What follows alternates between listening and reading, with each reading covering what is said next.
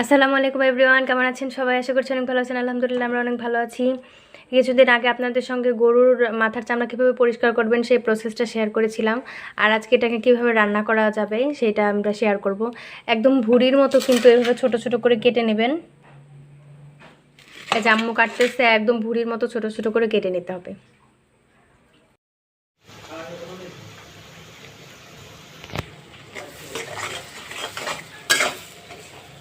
তারপর হচ্ছে এখানে পেঁয়াজ, কাঁচামরিচ সব কিছু দিয়ে সুন্দরভাবে ভেজে নেওয়া হচ্ছে। একদম ব্রাউন কালার করতে হবে ভাজতে ভাজতে। আর এখানে আমি একটু লবণ দিয়ে দিয়েছি, এতে করে পেঁয়াজটা নরম হয়ে আসবে আর খুব সুন্দরভাবে ভাজা হয়ে যাবে। আর এখানে আদা রসুন জিরা বাটা দিয়ে দেওয়া হয়েছে। আর এখন এটাকে খুব সুন্দরভাবে কষিয়ে নিতে হবে।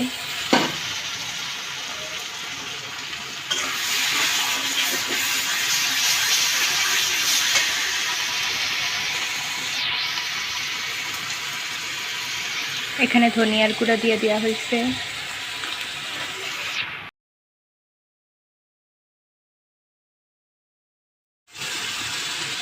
তারপর হলুদ গুঁড়া,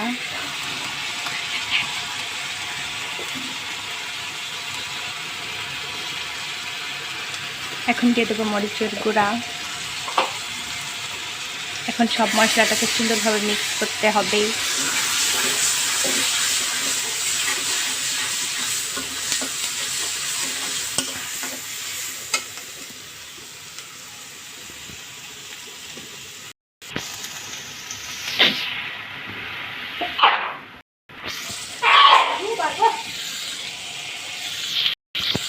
তারপর হচ্ছে আম্মু হলুদ মরিচ, তারপর এখানে ধনিয়ার গুঁড়া, সব প্রকারের গুঁড়া মশলা দিয়ে দিয়েছে। তারপর একটু পানি দিয়ে এখন সুন্দরভাবে এটাকে কষিয়ে নিতে হবে।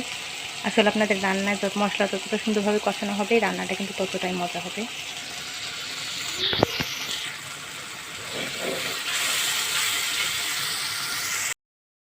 আর তারপর এখানে তেজপাতা। আসলে মাংস রান্না করার জন্য যে যে মশলা দিতে হয় এখানেও কিন্তু সেইভাবেই মশলা দিতে হবে। ওইভাবেই মানে যে মশলাগুলো আমরা মাংসে দেই সব মশলা এখানে দিতে হবে। তারপরে খুব ভালোভাবে কিন্তু চামড়াটাকে কষাইতে হবে। তারপরে হচ্ছে আমরা প্রেশার কুকারে দিব, কারণ গরুর মাথার চামড়া তো এটা একটু বেশি শক্ত থাকে, তো প্রেশার কুকারে সিদ্ধ করে নিলে অনেক সফট হয়ে যাবে। আর তারপর এখানে তেজপাতা, দারুচিনি, এলাচ, লবঙ্গ দিচ্ছে। আর এখানে কিছু গোলমরিচ অ্যাড করে দিবে, তাহলে এই টেস্টটা অনেক ভালো আসে। আর চামড়াগুলোকে একটু বেশি সময় ধরে সিদ্ধ করতে হবে, তাহলে একটু বেশি সময় যদি সিদ্ধ হয় তাহলে চামড়াটা একদম নরম তুলতুলে হয়ে যাবে। আর এটা যে বৃদ্ধ যাদের দাঁত নেই তারাও কিন্তু এটাকে খেতে পারবে, কারণ অনেকটা সফট হয়ে আসবে। আর যদি এটাকে ভালোভাবে সিদ্ধ না করা হয় তাহলে কিন্তু খেয়েও আপনারা মজা পাবেন না, কারণ একটু শক্ত শক্ত থাকলে আসলে কোনো কিছু টেস্ট পাওয়া যায় না। আর এখানে আম্মু চামড়াগুলোকে দিয়ে দিচ্ছে, কেটে রাখা চামড়াগুলো।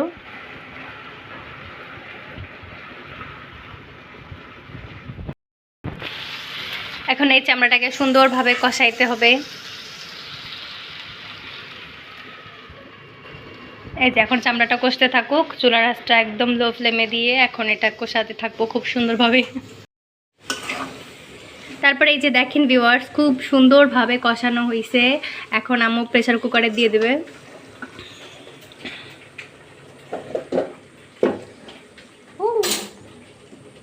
আস্তে দাও।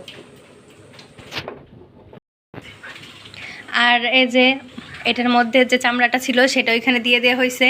তারপরে কড়াইতে যে মশলাটুকু লেগেছিল ওইটার মধ্যে আম্মু পানি দিয়ে গরম করে নিচ্ছে।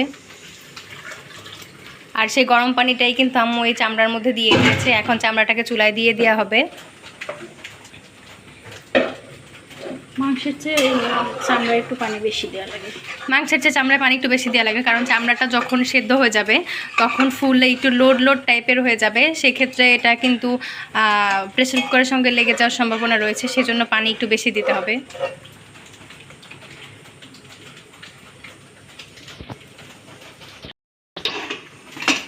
তারপরে এই যে এখন এটাকে সুন্দরভাবে আটকে দেব আর অনেক সময় ধরে সিদ্ধ করব। আসলে অনেকে রান্নার সময় কিন্তু সিটি হিসাব করে যে 2 সিটি বা 3 সিটি, আসলে হিসাবটা ভাবে হবে না। কারণ চুলাটা যদি বাড়িয়ে দেওয়া হয় তাহলে সিটি উঠবে, আর যদি কমিয়ে দেওয়া হয় তাহলে সিটি উঠবে না। আর সিটি উঠলেই কিন্তু সিদ্ধ হয় না। সিদ্ধটা নির্ভর করে চুলার আঁচটা কমিয়ে রাখবেন আর সময়ের উপর নির্ভর করে। তো আমরা এটাকে প্রথমত 15 মিনিটের মতো সিদ্ধ করে নেব, তারপর এটাকে খুলে দেখব যে হয়েছে কিনা। এই তো 10 মিনিট পর ফিরে আসলাম। এখন সিটি দিয়ে প্রেসার কুকারটা খুলে নেব।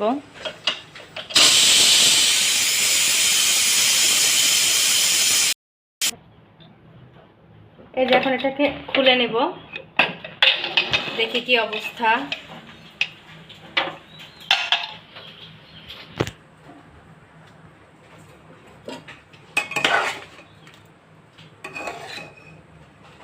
দেখি সিদ্ধ হয়েছে কিনা।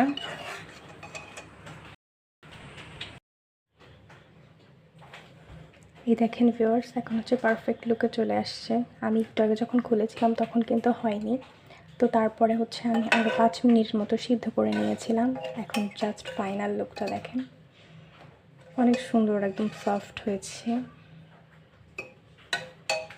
তো এভাবে যদি আপনারা আমাদের প্রসেসগুলো লক্ষ্য করে রান্না করেন, তাহলে কিন্তু আপনার গরুর মাথার চামড়াটাও আমাদেরটার মতো এরকম অসাধারণ হবে। তো এরকম সুন্দর সুন্দর ভিডিও পেতে অবশ্যই আমাদের চ্যানেলটা সাবস্ক্রাইব করে পাশে থাকবেন এবং লাইক কমেন্ট শেয়ার করবেন। তো আজকের ভিডিও এই পর্যন্তই। আল্লাহ হাফেজ, এবং সবাই কমেন্টস করে জানাবেন।